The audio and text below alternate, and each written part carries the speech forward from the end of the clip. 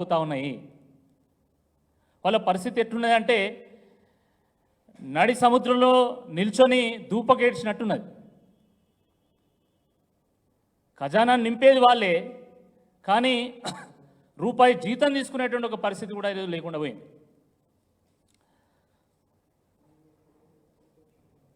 అదేవిధంగా మరి ప్రభుత్వ పాఠశాలల్లో కానీ సోషల్ వెల్ఫేర్ హాస్టల్లో కానీ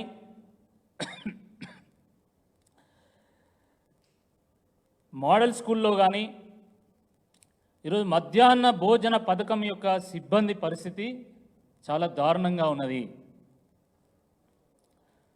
తాము కడుపులు మార్చుకుంటూ అయినా సరే పేద విద్యార్థుల యొక్క పేగులు ఎండిపోకుండా కాపాడేటువంటి ప్రయత్నం చేస్తూ ఉంటే ప్రభుత్వం వాళ్ళ మీద కనీసం కనికరం చూపడం లేదు.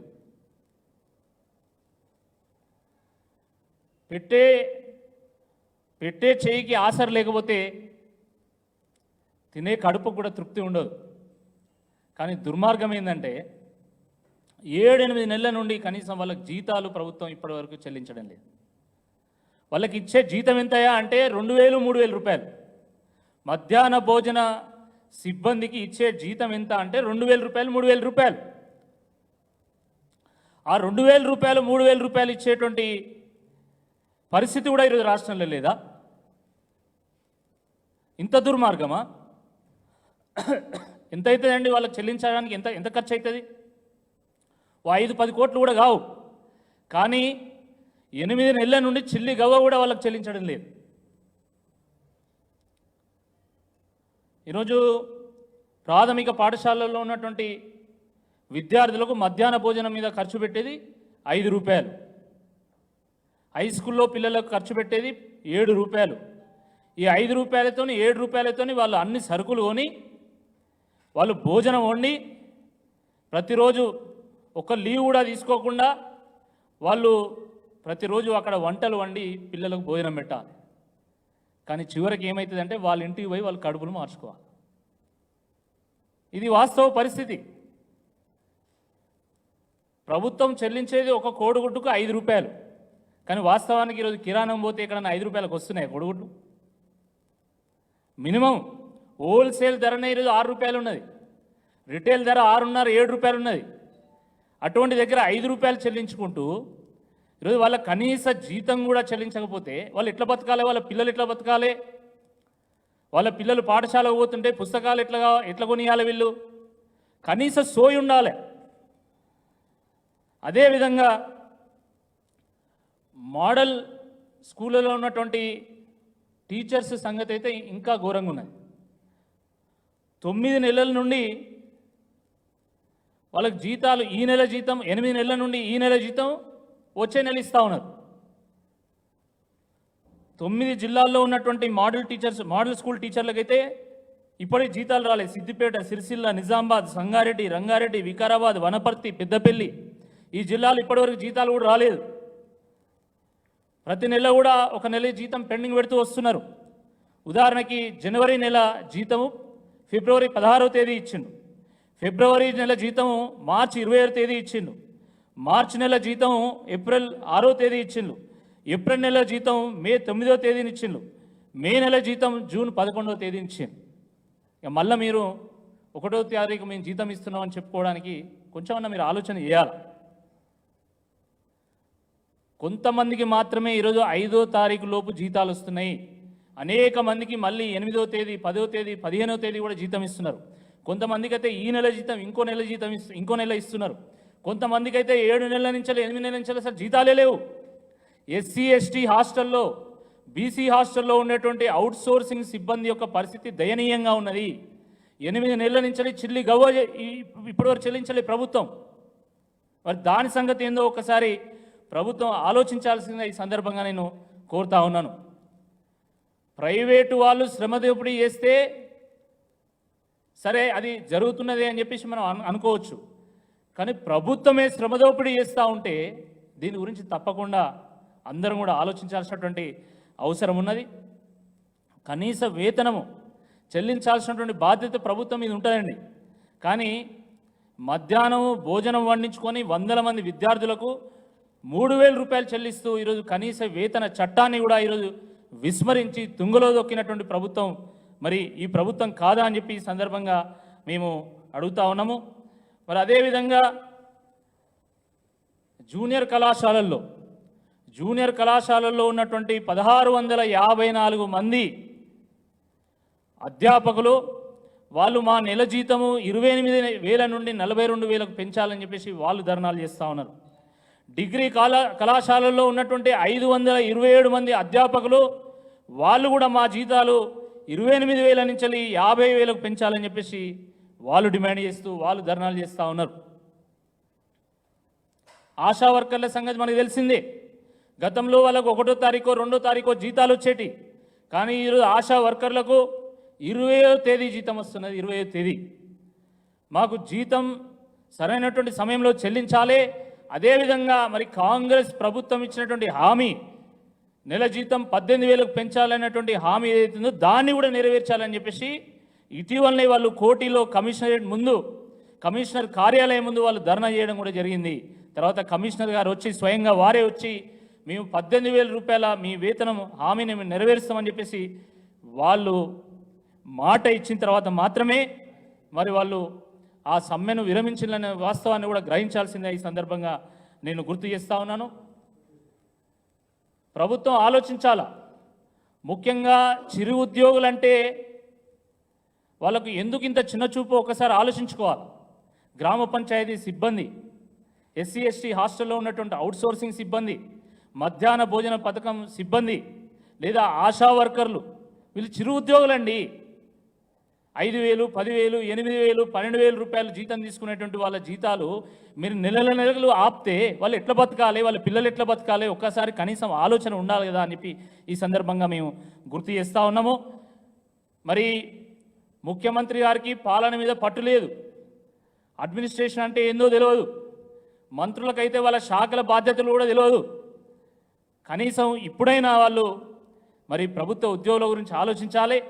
మార్పు అని చెప్పి మన్ను కొట్టినటువంటి మీ నినాదానికి ఈ ఉద్యోగులు తోడైతేనే మీరు ప్రభుత్వంలోకి వచ్చిండ్రు, కాంగ్రెస్ పార్టీ ప్రభుత్వంలోకి వచ్చిండ్రు అనేటువంటి ఒక వాస్తవాన్ని గ్రహించాల్సిందిగా ఈ సందర్భంగా మేము విజ్ఞప్తి చేస్తున్నాము. మరి ఇన్ని రోజులు మీరు జీతాలు చెల్లించకుండా గోసబెట్టుకున్నారు కాబట్టి దానికి పరిహారంగా మీరు వడ్డీతో సహా పెండింగ్లో ఉన్నటువంటి జీతాలను చెల్లించాలి. అదేవిధంగా మరి చిరు ఉద్యోగులకు చిరు కానుకగా వచ్చే స్వతంత్ర దినోత్సవం రోజు ఆగస్టు 15వ తేదీ రోజు మొత్తం పెండింగ్ ఏరియర్స్ అన్ని క్లియర్ చేయాలి. ఒక నెల జీతం కూడా బోనస్గా చెల్లించాల్సిందిగా ఈ సందర్భంగా మేము విజ్ఞప్తి చేస్తున్నాం. మిత్రులారా, కేవలం ఇదే కాదు, మరి ఉద్యోగులకు సంబంధించి వాళ్ళ 420 హామీల్లో అనేక హామీలు ఇవ్వడం జరిగింది. మరీ ముఖ్యంగా పెండింగ్ డిఏలను క్లియర్ చేస్తామన్నారు. 8 నెలలైంది మీ ప్రభుత్వంలోకి వచ్చి, 5 డిఏలు పెండింగ్లో ఉన్నాయి ఇప్పటికీ, కానీ ఒక్క డిఏ కూడా క్లియర్ చేయలేదు. అదేవిధంగా మరి పిఆర్సీని వేస్తామన్నారు. 6 నెలల్లోనే పిఆర్సీని వేసి పిఆర్సీ రికమెండేషన్ కూడా అమలు చేస్తామన్నారు. 6 నెలలు గడిచిపోయింది, 8 నెలలైంది, ఇప్పటివరకు పిఆర్సీ ఊసు ఎత్తడం లేదు. అదేవిధంగా మరి ఉద్యోగుల కాంట్రిబ్యూషన్తో అన్ని రకాల జబ్బులకు అన్ని ఆసుపత్రుల్లో వైద్యం అందించే విధంగా EHS employees health card services అది కూడా తీసుకొస్తామన్నారు. దాని మాట ఎత్తడం లేదు ఈరోజు. అదేవిధంగా మరి ఫీల్డ్ అసిస్టెంట్లకు కానీ ఆశా వర్కర్లకు కానీ ఇంద్రకాంతి పథకంలో ఉన్నటువంటి సిబ్బందికి కానీ ఎంఎన్ఆర్ఈజీఎస్ ఉద్యోగులకు కానీ వాళ్లకు వేతనాలు పెంచి ఉద్యోగ భద్రత కల్పిస్తామన్నారు. దాని ఊసెత్తడం లేదు. పంచాయతీ సెక్రటరీల సర్వీసును క్రమబద్ధీకరిస్తామన్నారు. దాని గురించి కూడా మాట్లాడడం లేదు. కాబట్టి కేవలం నిరుద్యోగులనే కాదు, ఉద్యోగులను కూడా ఈరోజు ప్రభుత్వము మోసం చేస్తూ ఉన్నది. దానికి నేను చెప్పినటువంటి ఉదాహరణలే, మరి చెప్పినటువంటి విషయాలే ఉదాహరణలుగా తీసుకోవాల్సిందిగా ఈ సందర్భంగా నేను విజ్ఞప్తి చేస్తూ ఉన్నాను. మరి ఈ సందర్భంగా ప్రభుత్వం ముందు చాలా స్పష్టమైనటువంటి డిమాండ్లు పెడుతున్నాం. మొదటిది, చిరుద్యోగులకు పెండింగ్లో ఉన్నటువంటి జీతాలన్నీ క్లియర్ చేసి ఈ చిరుద్యోగులకు చిరుకానుకగా ఆగస్టు 15వ తేదీన ఒక నెల జీతం బోనస్గా ఇవ్వాలి. రెండవది, మీరు 1వ తారీఖు జీతం ఇస్తానటువంటి హామీని తూచా తప్పకుండా అమలు చేయాలని చెప్పి ఈ సందర్భంగా డిమాండ్ చేస్తున్నాము. మూడవది, పెండింగ్లో ఉన్నటువంటి 5 డిఏలను కూడా క్లియర్ చేయాల్సిందిగా డిమాండ్ చేస్తున్నాము. నాలుగవది, 6 నెలల్లో పిఆర్సీని వేసి కొత్త పే స్కేల్ని అమలు చేస్తామన్నటువంటి మాటను నిలుపుకోవాల్సిందిగా డిమాండ్ చేస్తున్నాము. మరి అన్ని రకాల జబ్బులకి ఉద్యోగుల యొక్క కాంట్రిబ్యూషన్తోని అమలు చేస్తామన్నటువంటి ఎంప్లాయీస్ హెల్త్ కార్డు సర్వీసెస్ను కూడా అమలు చేయాల్సిందిగా డిమాండ్ చేస్తున్నాము. మరి గెస్ట్ లెక్చరర్స్ కానీ లేదా ఫీల్డ్ అసిస్టెంట్లు కానీ ఆశా వర్కర్లకు కానీ ఇందిరాక్రాంతి పథకం కింద ఉన్నటువంటి వాళ్ళు కానీ లేదా మన్రేగా కింద ఉన్నటువంటి సిబ్బంది కూడా మీరు జీతాలు పెంచుతామన్నటువంటి హామీని కూడా మనం అమలు పరచాల్సిందిగా ఈ సందర్భంగా మేము డిమాండ్ చేస్తున్నాము. పాఠాలు చెప్పేటువంటి గురువుల యొక్క గౌరవాన్ని కాపాడాలి, ఆశా వర్కర్ల యొక్క ఆశలు నెరవేర్చాలి, ఆగమైనటువంటి కాంట్రాక్టు అవుట్సోర్సింగ్ ఉద్యోగులను ఆదుకోవాలి, మరి గ్రామ పంచాయతీ సిబ్బంది యొక్క గోసను తీర్చాలి, పారిశుద్ధ్య కార్మికులను కాపాడాలి, ఈ చిరుద్యోగుల యొక్క పెదవులపైన చిరునవ్వులు పూయించాలని చెప్పి ఈ సందర్భంగా మేము డిమాండ్ చేస్తున్నాము. తప్పకుండా మీరు హామీ నెరవేర్చితే సరే, లేకపోతే తప్పకుండా ఉద్యోగస్తుల విషయంలో కూడా మరి బీఆర్ఎస్ పార్టీ ఒక కార్యాచరణని ప్రకటించి ఉద్యోగస్తులతో కలిసి ముందుకు సాగుతాయని చెప్పేసి ఈ సందర్భంగా హెచ్చరిస్తున్నాం. నా ప్రశ్న ఉంటే అడగవచ్చు.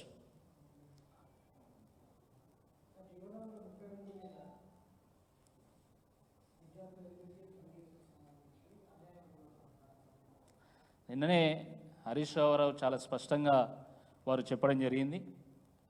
జీవో నెంబర్ 33 వల్ల ఈ తెలంగాణ వాళ్ళు స్థానికులు కాకుండా పోతా ఉన్నారు.